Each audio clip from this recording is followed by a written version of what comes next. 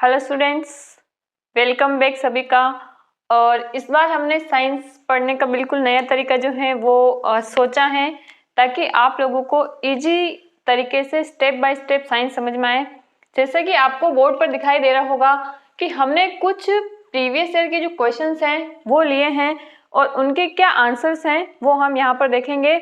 और यदि हमारा ये तरीका बच्चों को अच्छा लगेगा तो हम देन जो क्वेश्चंस को डिटेल से एक्सप्लेनेशन के साथ हम लोग जो है वापस लेकर आएंगे। देखिए, हमारा क्वेश्चन है पहला कि ऊर्जा पिरामिड होते हैं। जनरली बार बार एग्जाम में क्वेश्चन पूछा हुआ है और आंसर हो जाएगा ऊर्जा के पिरामिड सदैव जो है वो सीधे होते हैं, या हम इसको ये भी बोल सकते हैं कि ये खड़ी अवस्था में होते हैं, इज ऑलवेज अपराइट। एंड हमारा सेकंड क्वेश्चन है केंद्रीय डोगमा रिवर्स। इसको सही तरीके से पढ़ना बहुत जरूरी है। केंद्रीय डोगमा रिवर्स, ये केंद्रीय डोगमा नहीं पूछ रहा है, ये केंद्रीय डोगमा रिवर्स पूछ रहा है। सेंट्रल डोगमा रिवर्स की खोज के लिए 1975 में नोबेल पुरस्कार से किसको सम्मानित किया गया था? तो हालांकि यहाँ पर दो साइंटिस्ट थे लेकिन ऑप्शन में हमको एक ही दिया हुआ है, तो हमारा करेक्ट आंसर जो है वो हो जाएगा बाल्टीमोर। और जो दो साइंटिस्ट हैं उसमें एक और है टेमिन और दूसरा है बाल्टीमोर। तो टेमिन के कारण इस प्रोसेस को हम लोग टेमिनिज्म भी बोलते हैं, यह भी आपको थोड़ा सा ध्यान में रखना है। और फिर हमारा थर्ड क्वेश्चन है कि एक पारिस्थितिक तंत्र में ऊर्जा का प्रवाह किन कानूनों के अनुरूप होता है? यानी कि ऊर्जा जो है वो एक पोषण स्तर से दूसरे पोषण स्तर पर किस नियम के अनुसार होती है? तो वो होती है हमारी उष्मागतिकी के अनुसार, थर्मोडायनेमिक्स के अनुसार। थर्मोडायनेमिक्स का मतलब यह है कि प्रत्येक स्तर पर ऊर्जा का कुछ भाग जो है वो खर्च हो जाता है और बाकी बची हुई ऊर्जा अगले वाले पोषण स्तर पर ट्रांसफर होती है। तो हमको याद रखना है थर्मोडायनेमिक्स।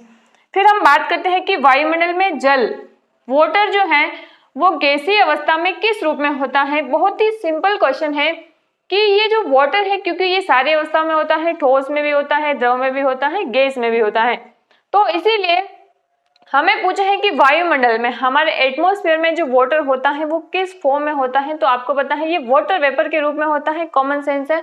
तो हमारा यहाँ पर जो करेक्ट ऑप्शन या आंसर हो जाएगा वो हो जाएगा जल वाष्प, वाटर वेपर। फिर नेक्स्ट क्वेश्चन है हमारा, निम्न में से कौन से आर पर्यावरण के अनुकूल माने जाते हैं? बहुत ही इंपॉर्टेंट क्वेश्चन है क्योंकि लगातार पर्यावरण के प्रति जो जागरूकता है वो लोगों में बढ़ना बहुत जरूरी है, क्योंकि पर्यावरण प्रदूषण बहुत ज्यादा हो रहा है। तो देखो यहाँ पर हम जनरली उसको 3R से रिप्रेजेंट करते हैं।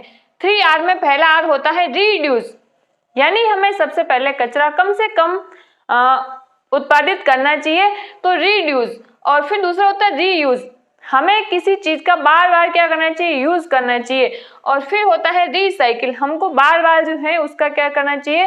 रीसाइकिल, यानी कि अलग अलग फॉर्म्स में उसको हमको बदल बदल के यूज में लेना चाहिए। इसीलिए ये स्टेप बाय स्टेप हमको याद रहना जरूरी है। पहला रिड्यूस होना चाहिए, तीसरा रीयूज, और फर्स्ट हमारा रिड्यूस, सेकंड हमारा रीयूज और थर्ड हमारा रीसाइकिल। तो ये आज के हमारे 5 क्वेश्चन और उनके आंसर्स हमने देखे। आई होप आपको अच्छा लगा होगा।